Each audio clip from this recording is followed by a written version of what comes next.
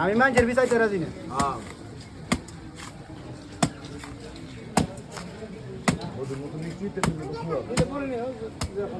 কিছু কো না করে লইব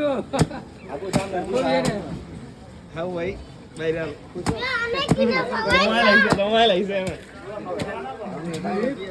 গেছে তো কম এ কাকু কি অবস্থা মধু কেমন এদিকে এদিকে কেমন চলছে কত বড় রে আর কি হইলো অনেক বড় তোমার আশার হিসাবে ছোট বলে দিচ্ছ 300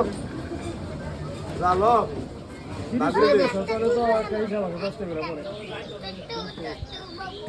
দাদান 30 করে বেচলে